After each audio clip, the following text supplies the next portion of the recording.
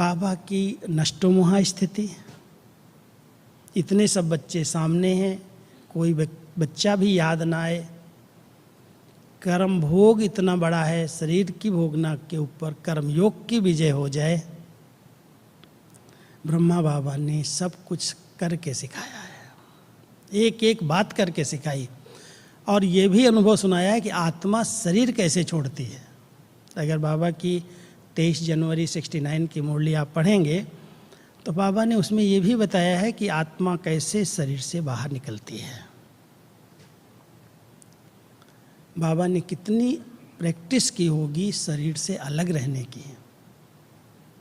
प्रवेश किया विदेही, जैसे आत्मा शरीर में आती है शरीर से निकलती है। साकार में बाबा ने सबके बीच में रहते हुए निराकारी स्थिति का इतना गहरा अभ्यास कर लिया, जो अंत समय में एक शब्द बाबा यूज करते हैं, जैसे मक्खन से बाल निकल गया। शरीर छोड़ने में कोई कष्ट नहीं हुआ, ऐसे आत्मा निकल गई। हम सब भी बाबा के बच्चों को ये प्रैक्टिस करनी है। इसमें हम बाबा को फॉलो करें। संपन्न और संपूर्ण बनने के पहले उनके समान बनना होगा, ब्रह्मा बाबा के समान बनना है। जब समान बनेंगे तब तो हम उनके समान अव्यक्त फरिश्ता बन सकेंगे, क्योंकि वो समान फरिश्ता बने हैं। शिव बाबा के समान हम निराकारी, अशरीरी, विदेही, इसमें समानता में बन सकते हैं। लेकिन ब्रह्मा बाबा व्यक्त बने, फरिश्ता बने, लौकिक में रहते अलौकिक बने, इसमें हमको समानता लानी है। तो हमें अपने आप को चेक करना है, पूछना है, क्या सचमुच मैं कदम पर कदम रख रहा हूँ। बाबा कई बार कहते हैं, आप बच्चों को कोई नया रास्ता लेने की ज़रूरत नहीं है। जो कदम मैंने उठाए हैं, ब्रह्मा बाबा ने उठाए हैं, उन कदम पर कदम रखो और आगे बढ़ के चलो। नया रास्ता लेने में मूंझ सकते हो, कहीं भटक सकते हो, लेकिन ब्रह्मा बाबा लौकिक में रहे, परिवार के बीच में रहे, समाज में रहे, सब कुछ कर्म किए, और उसके बीच में रहते उन्होंने अपनी संपन्नता की स्टेज को प्राप्त किया। जब मम्मा अव्यक्त हुई थी तब बाबा ने कहा, बच्ची ने नंबर आगे ले लिया मेरे से, पहले चली गई। लेकिन जब बाबा अव्यक्त हुए तो बाबा के पार्ट से तो मम्मा की या दूसरों की क्या भेंट कर सकते हैं। सब आत्माओं को तो बाबा ने कहा एडवांस पार्टी में गई हैं, जन्म लेना पड़ा।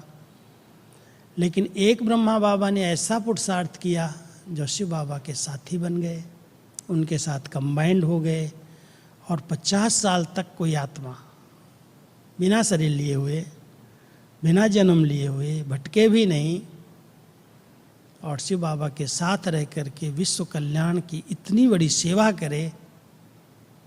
आज कोई भी कोने में बाबा का बच्चा हो, सिर्फ बाबा ने विधि बताई है, दिल से कहो मेरा बाबा, दिल से, ऊपर ऊपर से नहीं। किसी भी स्थान पर बैठे हुए बच्चे ने अगर बाबा के लिए कह दिया बाबा मेरा बाबा, और बाबा वहाँ से 1 सेकंड में भाग करके बच्चे के सामने आ जाता है। हजारों के अनुभव ऐसे हैं, कैसे बाबा के साथ संबंध है, बाबा के हमारी आवाज़ को कैच करते हैं, बाबा की स्पीड कितनी तेज है।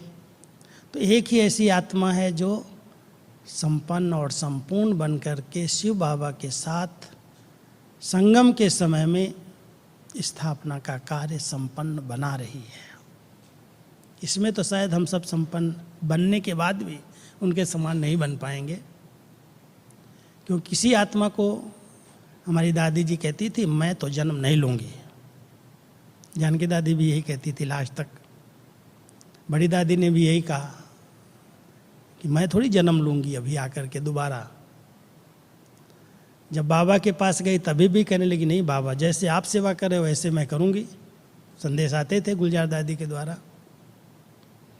बाबा उसको कितना प्यार करके, कैसे बच्ची क्या पार्ट आगे चलना है, कैसे एडवांस की पार्टी की सेवा है, उसको भी मना लिया, उसको भी जन्म दिलवाया। लेकिन एक ब्रह्मा बाबा ऐसी एक आत्मा है जो एकदम टॉप पर खड़ा है, शिव बाबा का साथी बन करके, और कहता आओ बच्चे मेरे पास, मैं इंतज़ार कर रहा हूँ, जब तक नहीं आओगे तब तक मैं मूल वतन नहीं जाऊंगा, गेट नहीं खोलूंगा। गेट तो तभी खुलेगा जब बच्चे संपन्न बन जाए। To watch Peace of Mind channel videos on YouTube, subscribe us on youtube.com/tvpeaceofmind. Just a click for a peaceful life.